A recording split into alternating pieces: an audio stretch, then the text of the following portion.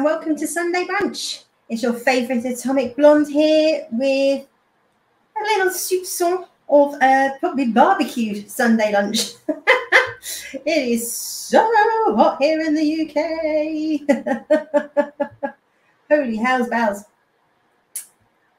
You think one week I'd get this right, wouldn't you? It's really not that hard. So as you can see, shades on, fan is blaring out. It's going to be about 30 degrees here today, apparently, which is hot for the UK. So as you can see, that means I am suffering hay fever, puffy eyes, sore eyes. I got a new prescription arrived yesterday for some kick-ass antihistamines. So I'm hoping that these work. I've not taken them before. The list of side effects was horrendous, but I was like, hey, I have not stopped sneezing for 2 days and my eyes have been streaming constantly. So I was going to keep my shades on for the stream, but because the puffiness, I don't want you, like, you know, throwing up in your drink kind of thing. But or your dinner or your breakfast, wherever you are in the world. But I know, do you want a bit of a twat? Anywho, let's crack on. So we'll periodically be, you know, can't see because I'm indoors, idiot. So what has been going on? So it's been the usual round of some reviews, news, and some upcoming shows. We've got quite a bit coming out in June, so let's crack on. So Silo. Yeah, so last week I said, yeah, still enjoying the show, ticking along. I am still enjoying the show. I can't say that I'm not. But it is starting to sort of diverge from the source material a bit now. As I said, you know, I'm kind of working my way through the book. I'm quite a bit ahead of the show now. And I believe there's only 10 episodes in season 1. And so for the storyline isn't even a quarter of the way through the book. So I'm a bit like, wow, how there's 3 books. We're not even a quarter of the way through the first book. And we're on episode 7. And I'm just like, how long is this show meant to be? Is it going to be like 20 seasons or something? I mean, could be. Or they're just completely going to cut out massive chunks of the book. I mean, episode 6, let's say we're on episode 7 this week. Episode 6, the whole episode doesn't even exist in the book. So the lead character, Jules, who's played by Rebecca Ferguson, as you can see, the lead lady here, is an incredibly unlikable character. Not because she's the sort of strong female archetype that we're used to seeing, but she's just written as just not, she's a very cold person. You know, she works in the down deep, which basically means she's an engineer, she's a mechanic, she fixes the silo. They don't, even though she's, so in the silo, it's quite hierarchical. So the further up the silo you are, the nicer jobs you have, and the more food and things you have, etc. So like IT is kind of at the top, that's like the top of the tree. And then they have the down deep, which is all sort of working class, if you like. Now her parents, her father's actually a doctor, so she's from one of the upper floors, but actually chose to go down. Her mother died when she was young. She opted to go outside, and this is a big thing. If somebody says they want to go outside, they have to go outside. Now, obviously, the whole reason they're in these silos is that life's not sustainable outside. They just have these screens, and it's just barren land where nothing grows. And as per the book, the first 5 episodes kind of stuck to this. It's very much what is actually outside, is what they're seeing actually what outside looks like. And there's some events that happen in the book that haven't happened here yet, that start to believe there's a bit of a conspiracy of, you know, what is actually outside, and why do they why do they want to make sure that people don't survive when they go outside? And there's a whole list of rules again. So they have limited technology. They have access to some computers, obviously hence IT, and there's big server rooms. But there's other technology that is banned, and it's like sort of banned contraband. They're not taught about what the world was like before. They don't really know about how the world was and various animals and oceans and things like that. And so this is kind of this kind of conspiracy unwinding. Now, as I said, like so in the series, I think to try and make her more likable, they've created a bit of a backstory for her where she was having a relationship. This guy goes missing or is killed.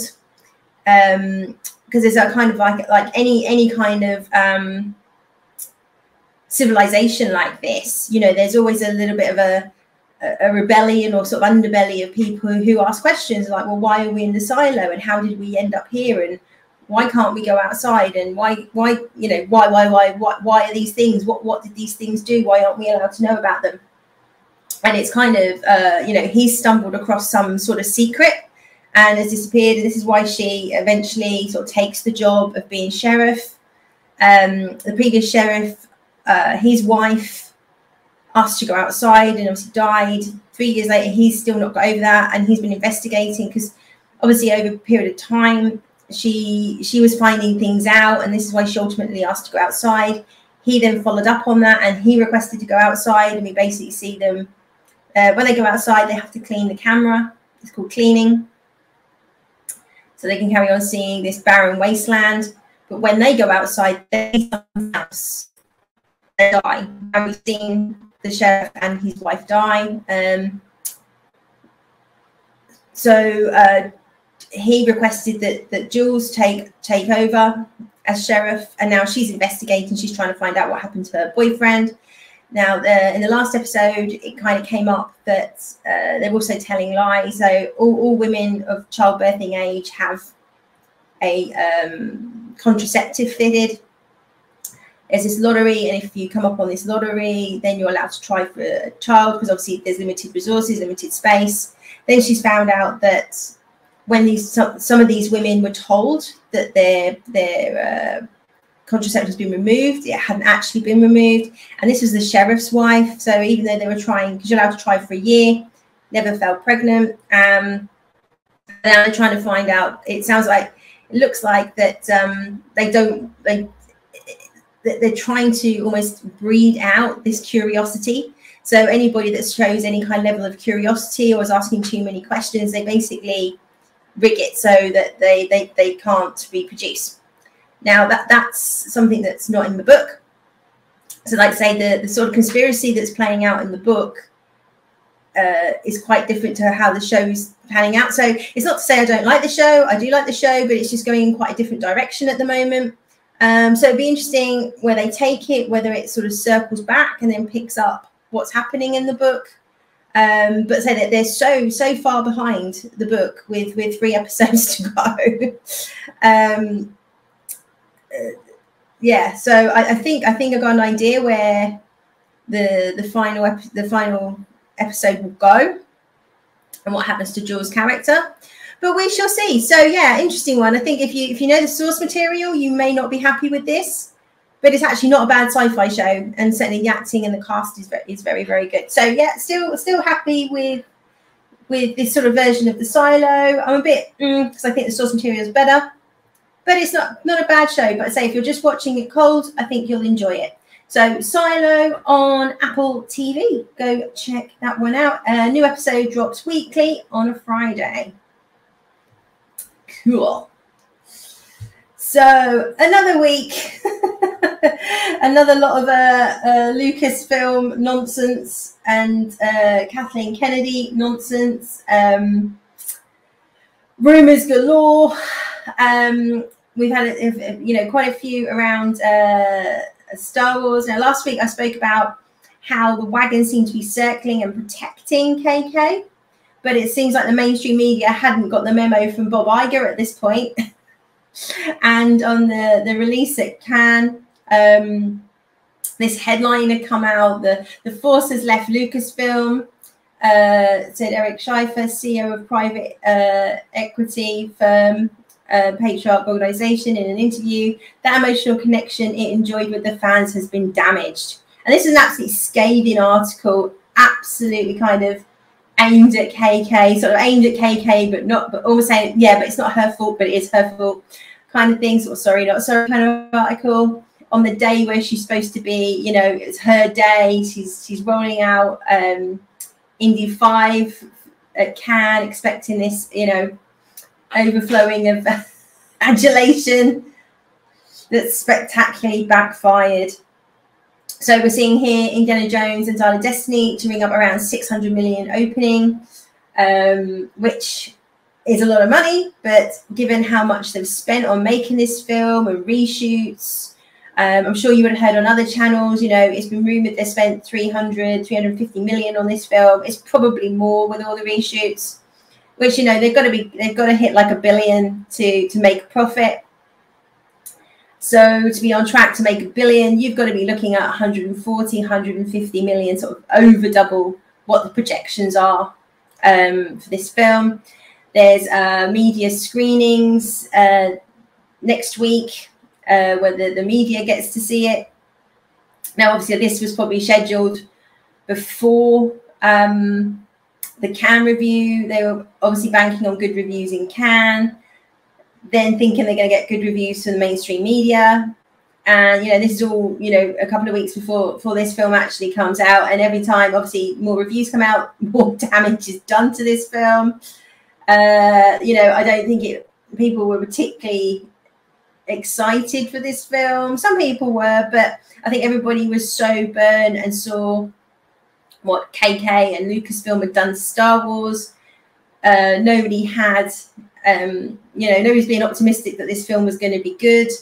And now the numbers, the tracking box office, and so far the tracking box office numbers have been pretty accurate for Little Mermaid, for Miles Morales, etc. So they seem to be sort of tracking pretty accurately. So we shall see. But I think for the first time, it really, really does look like KK Jobs is in jeopardy. If Iger's allowing these kind of headlines to go out and be written, because, you know, nothing hits the media without the higher ups at Disney knowing what's coming out. So he absolutely approved for these headlines to come out. We've also seen this rumor flying around that because of the financial difficulty Disney's got themselves into with this whole Hulu purchase and having to pay Chromecast an obscene amount of money, that they are potentially looking to sell Lucasfilm. And on one of the channels, Pasha was from his source, from Doomcock. So make of that what you will. Saying there's one buyer that's interested. So there's massive speculation that one buyer is George Lucas himself. You know, he sold it for $4 billion to Disney. You know, the guy's 80. Does he really want to get back into running a company? The whole point was he could retire, live off his shares, spend time with his family, because he's obviously got quite a young family, and just, you know, kick back and enjoy his twilight years. So would he really want to buy Lucasfilm back? I don't know. I think if he could buy it maybe for $1 billion, he's still laughing. Maybe $2 billion, he's still laughing. Part of me thinks that, yeah, it could be true. Because I think if I was in his position, and maybe he's going to see what the reaction to the Dial of Destiny is going to be. But if this is your baby, this is your legacy that you built up, this is like your life's work, and in space of sort of 10 years is completely been destroyed, I'd contemplate buying it back. You know, like I say, he's 80, and I'd certainly probably throw the kitchen sink at trying to restore my legacy or restore my name. I think most people have a very clear delineation in their mind that, you know, this is Lucasfilm under George Lucas, and this is the Disney shit. So I think people still look very fondly on the original trilogy, the Next Generation, on the prequels, which look very good now in comparison, versus anything that's Disney made. I think the only one that kind of anybody has any kind of appreciation for is Rogue One, and not everybody liked Rogue One. I did personally, but we thought, well, actually, if this is what we're going to get from Disney, it's okay. Boy, were we wrong. So yeah, and then to top it off, we've got this bloody Dave Filoni film that is ripping off Heir to the Empire, which is obviously an extended universe trilogy of books that everybody said that should have been the sequel trilogy, should have been made about 20 years ago, would have been amazing. So it's rumoured that they're now going to try and recast Carrie Fisher, potentially bring back the actor who played Solo. Solo lost money, hashtag. Yeah, I mean, the things that didn't work for Solo, you know, bringing in a new actor. And I do feel sorry for the actor. He's a good actor. I do like his stuff. I liked him in Brave New World. Sorry, it is absolutely melting here. So, and we don't have aircon, remember, in the UK. So, yeah. And Carrie Fisher is just such a beloved person. I mean, whether they'd look to bring her daughter in, I don't know. I think she'd say no. I mean, one thing sort of, you know, helping Lucasfilm finish the sequel trilogy. Another thing's like fully replacing your mother, Billie Lourd, I'm talking about, obviously. Yeah, so that does not bode well. I don't think that is the answer. We shall see. But all these things, you know, it's just stacking up and stacking up. And like I say, if it's not George Lucas that buys Lucasfilm, you know, maybe Universal. I mean, the way they're going at the moment, they're going great guns, you know, and they really get, or they seem to really get, producing family films, family orientated films. You know, the success of Mario Brothers. Looks like they've got a Zelda film coming up. You know, so they're kind of going great guns at the moment. They've certainly, I'd say, the money they made off Mario and things recently, that they've probably got the cash. They've probably got the cash to buy Lucasfilm. But anyway, watch this space as always, I guess. Is it George Lucas? I really don't know. I could see him buying it back maybe with somebody else, and they kind of run it. But I could really see him sort of going, you know, actually, I want my legacy back. So I don't know. We will have to see. We will have to see. She says, not being able to see because my eyes are really sore. Moving on. Yes. So last week, Manifest. I had 3 episodes to go.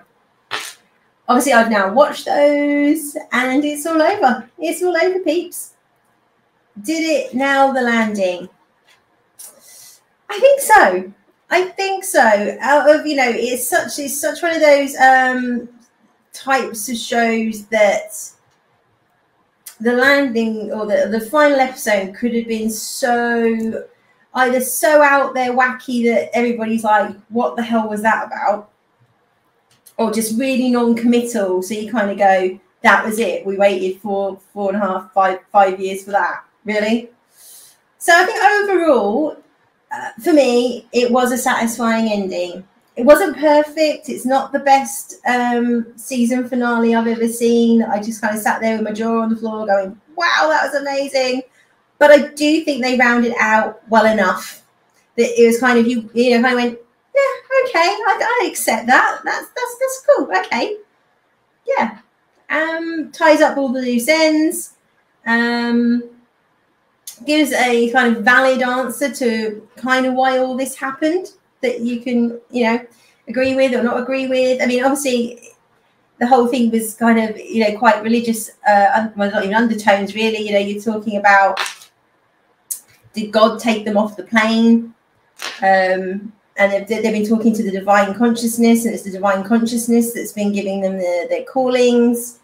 And it's all kind of around the apocalypse and, you know, the final battle, and is mankind going to make it? And they're kind of, it's kind of a mishmash of kind of the Christian apocalypse and almost like the Egyptian gods. And if you ever watched Lucifer, the Neil Gaiman show with Tom Ellis, the mythos in Lucifer was very much like, if you died carrying guilt, it was the guilt that sent you to hell, not necessarily that you were a bad person.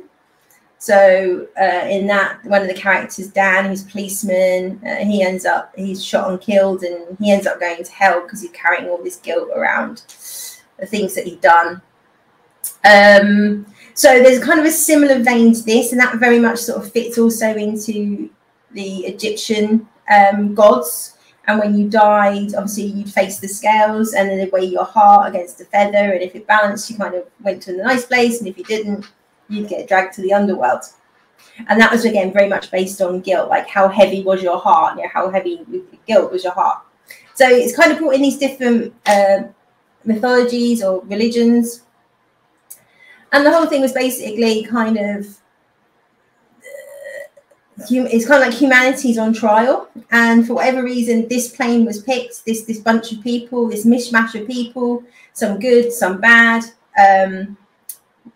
Most people, you know, we're all pretty much middle of the road. We're capable of good things, we're capable of very bad things. And over those 4, I think the series was 5.5 years, because we had the time jump. The callings were kind of test people, and, you know, would they make self-sacrifices? Would they put other people first? And obviously this all centered around the family stone. And that family, you know, lost so much. You know, he lost his wife, his daughter was kidnapped, Cal was dying of cancer. They lost their mum while they were away for this 5 years. You know, this family, you know, really went through it, and as did other passengers. And really, at the end, it's all about they find Cal sacrifices himself to create the Ark, which, like, sort of like Noah's Ark, but it turns out to be the plane. They all the passengers kind of get this it sends out a signal, and all the passengers feel it and are just drawn to the plane, and they all get on the plane, and there's kind of a final where Angelina finally gets her comeuppance. Yeah, like, people sort of come to terms, and they're like, we did everything we could. You know, there's no more we can do. They were kind of okay. And other people who done some terrible things in the name of the callings and followed Angelina basically exploded because it was their death date. And people, when they reach their death date, will die the way they were meant to originally. So we saw Zeke when he got his death date, he was dying of exposure, of frostbite, and all those kind of things, even though he wasn't there. Another guy drowned, even though he wasn't underwater. So these guys were basically dying as if the plane had exploded. So, so big spoilers now. Spoiler. So they all get on the plane. 11 of the passengers explode because of their guilt.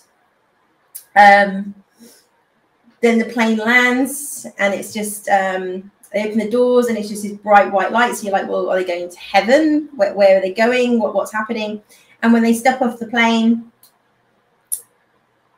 we're back where we started. So the plane's just landed in New York.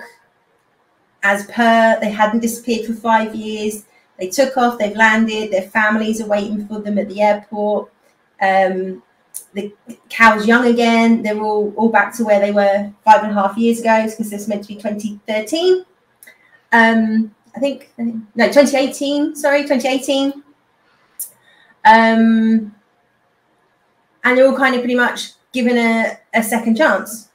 Now, what's really interesting is this, because obviously with them going back through this time, people had started relationships. Ben Stone and his wife had a daughter, Eden, and really they done what Marvel didn't have the balls to do with the blip. They reset it. He lost his daughter, you know. Michaela was married to Zeke, and he wasn't on the plane, so she's now got to try and find Zeke. And but it's basically sort of resetting it to say, right, you know, humanity's got a second chance. You've got a second chance. So people who had died over those 5 years, as a result of the callings and sacrificing themselves, they all came back. The only ones that didn't come back are the ones that didn't make it on the plane, the ones that exploded. So now you've kind of got a second puzzle. So the CIA guy, the black guy, turns up to investigate why these 11 people have disappeared off this plane. They're like, is it they took off, they were on the plane, they land, they're not on the plane. What the hell happened? So,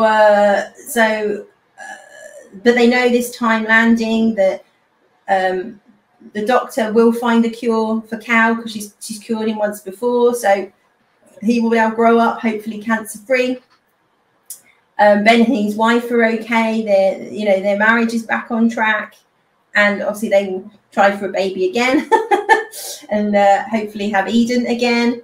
But it was like a really quite a bold thing to do. That say in Marvel, obviously Tony Stark wouldn't give up his daughter, so he had to have this stupid blip rather than going back and resetting time. So I thought it was quite a bold move, after everything that we'd seen, and like and there's a bit of information. Michaela finds out that Zeke had told her that he was actually at the airport that day. He was driving cabs, and she remembers this, and she goes running out and manages to find Zeke's cab. So hopefully, they're going to get back together, and Jared runs into, because he just had a baby with the girl, the other cop he was seeing, but she's there, but still in in uniform rather than being a detective. But they meet up again at the airport, and there's a spark. So you kind of get the vibe that it's all going to work out how it's meant to work out. The people that met over those 5 years will meet again, and any children were born will be born again, kind of thing. So it's all kind of, but it's it's up to them. They've been given a second chance. The fate is in your lap, and live well, do something with it, and be good. So So yeah, I kind of enjoyed. I did enjoy the ending. I thought it was a good ending. I think it did wrap everything up.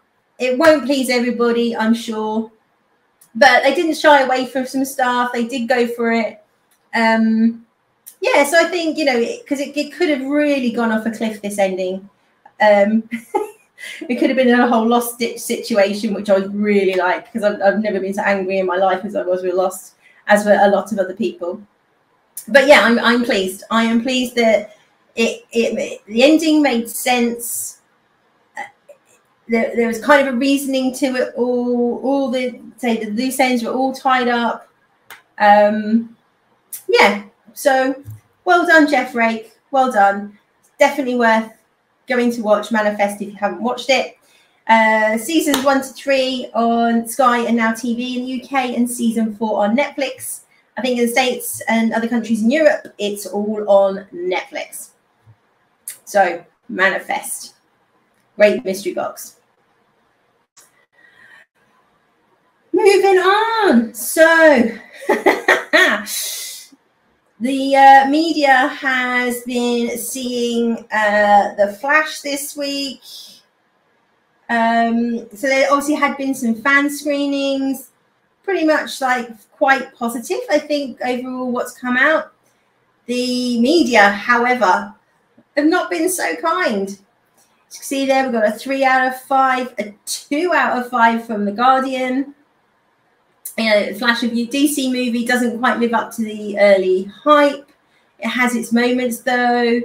Ezra Miller's doppelganger superheroes, a gurning, smirking mess, from The Guardian of all people. Muddled, poignant, and because of Ezra Miller, morally tricky.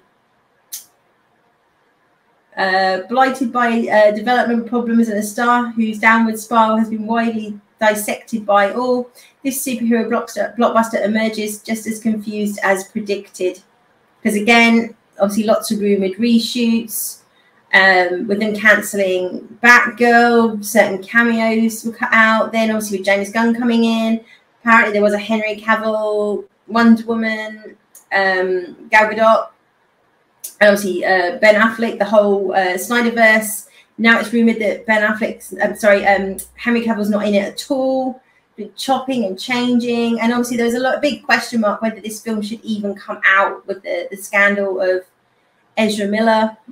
Yeah, I mean, I think the one that surprises me the most is The Guardian. For those who don't know, The Guardian is a very, very left-wing newspaper here in the UK. Always the first sort of championing LGBTQ plus IA, whatever it is these days. So the article that went along with this was actually quite quite scathing, and it really kind of brought up kind of what's going on in the UK at the moment with Philip Schofield. So they're kind of sort of saying, you know, this guy Philip Schofield cheated on his wife with in a gay relationship. He subsequently split up with his wife and come out as gay a little while ago, and then this affair's come out, and he's like lost everything. He's lost his job. He's fallen out with his best friend, etc., etc. And they're just kind of saying, like, so this guy like cheats and has lost everything, where Ezra Miller's got this says Philip Schofield languishes in disgrace while Ezra Miller stars in a $190 million movie despite a record of toxic and erratic behaviour involving the police and the courts. Ouch. And I'd say it's probably more than $190 million movie, okay, given, like, say, the amount of reshoots that happened. I imagine that figure is much higher, probably more in the 250 million bracket.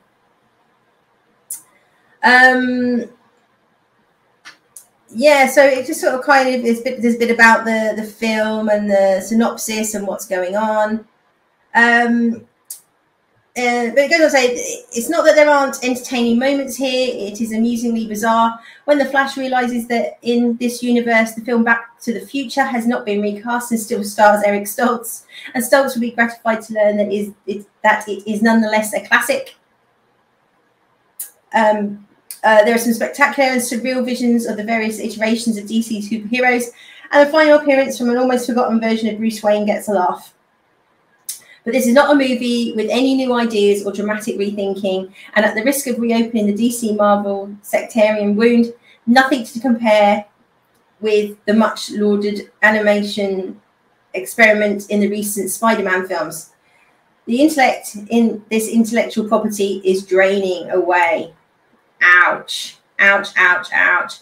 And I would have thought, you know, The Guardian would have been one of those that wouldn't really touch on the Ezra Miller piece that much, and would probably try and champion the film a bit, you know, supporting a non-binary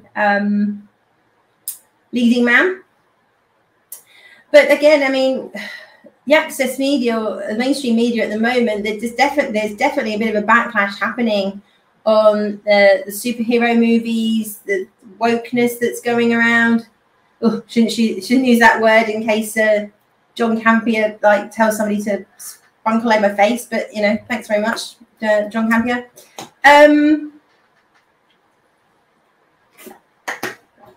But you know, there's definitely a shift. Films just aren't making money. People just aren't coming out. As I said last week, it'll be interesting to see how the media handles Miles Morales doing well versus Little Mermaid. Of course, they've just not commented, have they? So no, the people didn't go see Little Mermaid are racists, even though they're the same people going to see Miles Morales. But we just won't discuss that. We'll just just move on. So it's probably that they're misogynists instead. They just don't like women.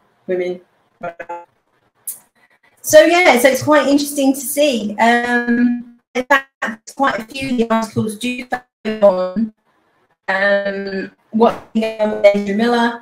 The director of this recently come out and said he's up for making a Flash 2 or Flash 2's in the works, but he'll only do it if Ezra Miller's the Flash. I'm not really sure that's his decision. I would have thought that's James Gunn's decision, quite frankly. As sort of head of the DC universe, but quite a bold statement to put out there, giving the lukewarm reception this film's getting. I think most consensus is that Ezra Miller's actually okay. He's not awful in it. But the only good bits about the film really are the Batman bits with Michael Keaton, as you'd expect. And I think any box office success will be down to Michael Keaton and people wanting to go see Batman rather than wanting to go see Ezra Miller. So like I say, I'm a bit on the fence whether to go see this or not. One of my friends wants to go see it, so I may go along with them, and I can let you know what I think. I kind of feel like I need to see it to report it on the channel, but I'm not excited to see it, and I think that says a lot. Yeah, so not looking good for the Flash, but I think, like any film, we have to have open minds. We have to go make up our own mind whether the film's good or bad. If we listen to the mainstream media, we probably wouldn't see anything, quite frankly, or we need to take it with a very large sack of salt, whatever the media say. So not long to go till that comes out. I think it comes out this Thursday coming, the 15th. So we shall see what the audience makes of it. So lastly, so we've just got a few shows coming out this month. First up is The Ark. Now, this is already aired in the States, I believe, on the Sci-Fi Channel. We're getting it on Sky/Now TV. The reason I kind of thought, about this, because it's a Dean Devlin and Jonathan Glasner production. You'll know these names from, Dean Devlin, you'd know from Stargate, you'd know from Independence Day. Jonathan Glasner is a producer on Stargate, and I was a big fan of the Stargate film and the subsequent TV series. Wasn't a Stargate Universe fan, but loved Atlantis and SG-1. So we kind of got a concept of, again, something's happened on Earth. You got this spaceship, the Ark, heading off into space to find a new home, a new colony. An accident happens on said route, and all the captain, all the key personnel, the officers, people who run the ship, are all killed.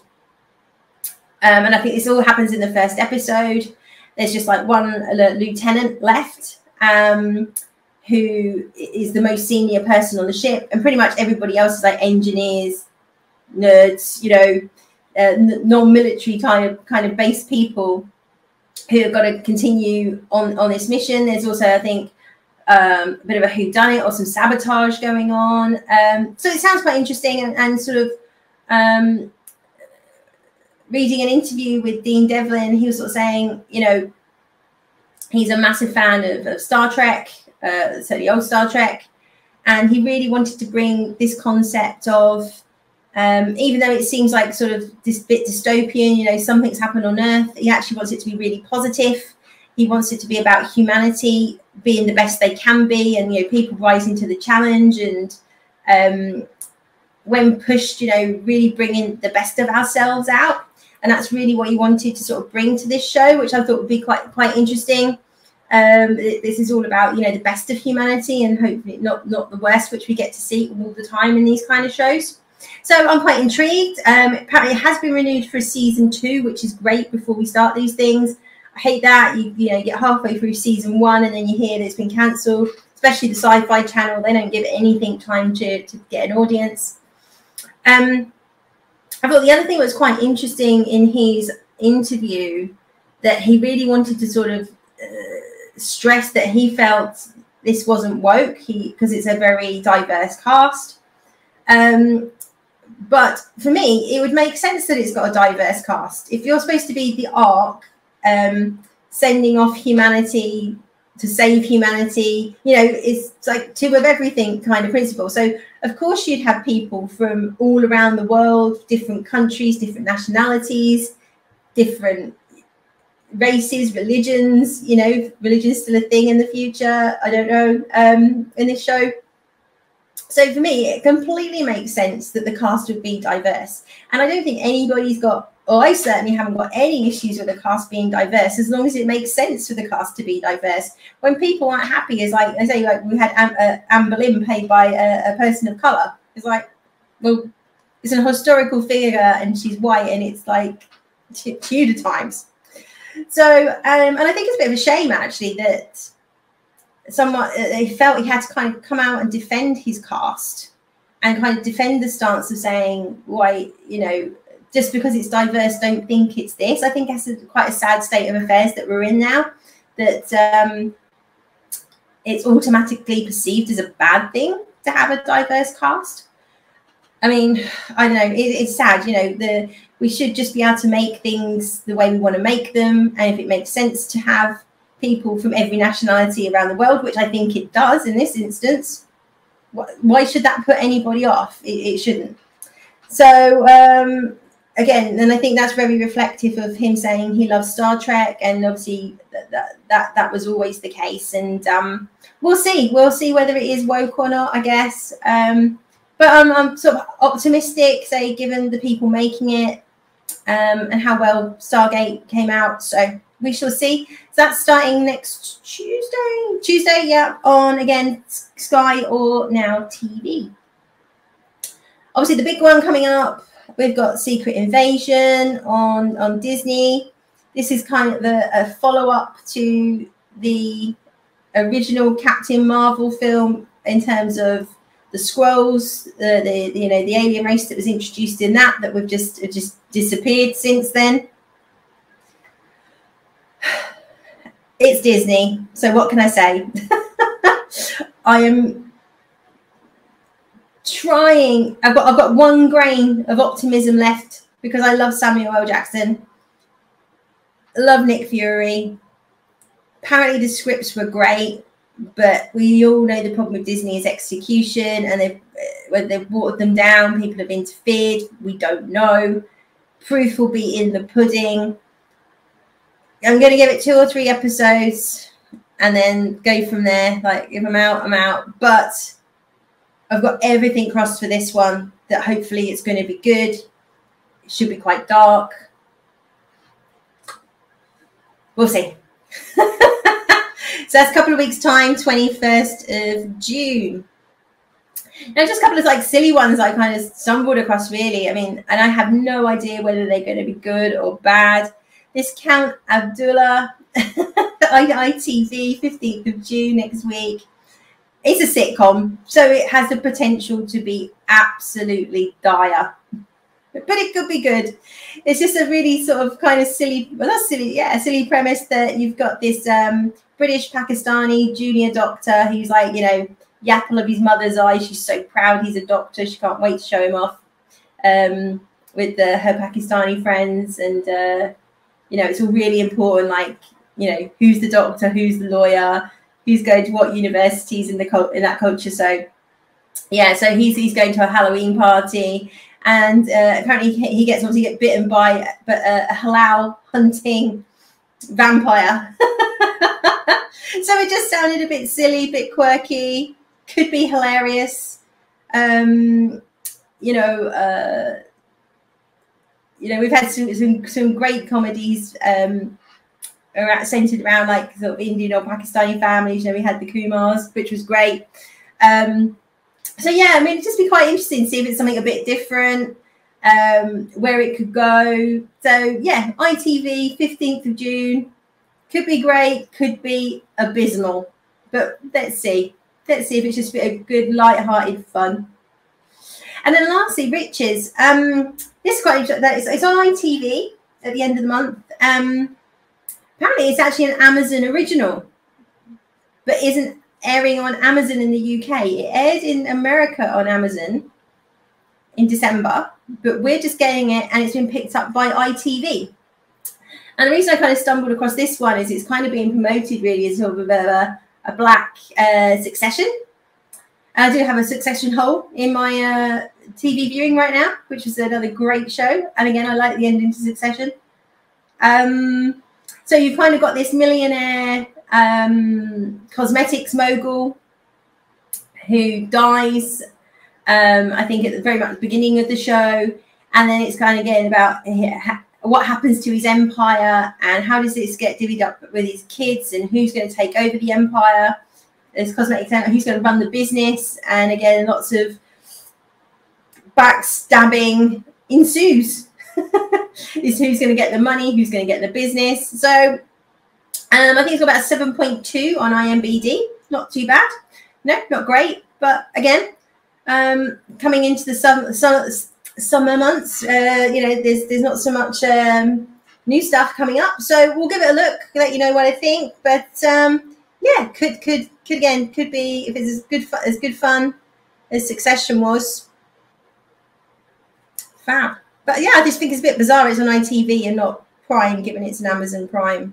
But who knows? Who knows? So that's it. That's it for this week. So let me know what you think of the shows. Have you been watching Silo? Have you read the source material? Do you think they're doing a good job? Gosh, look at the state of my eyes. Oh dear, terrible. Let me know what you think. Lost my train of thought. Are you going to go see The Flash? Are you bothered, not bothered? Don't want to support Ezra Miller? Completely get that. Like I say, I'm kind of with you on that one. I am definitely boycotting Aquaman with old turd in it. There's no way I'm going to go waste my money on that. And I think that's going to, backfire on Warner Brothers. And obviously, there is, so far it doesn't look like Jason Momoa is going to carry on as Aquaman anyway. So what's the point? It's rumored that's the cameo at the end of The Flash is Aquaman. Don't really care. Hey ho. So leave me some comments. Let me know what you think. Do you agree with me? Do you not agree with me? Do you want me to go see The Flash? As always, do like, share, and subscribe. And I will be back next week with some more Sunday lunch.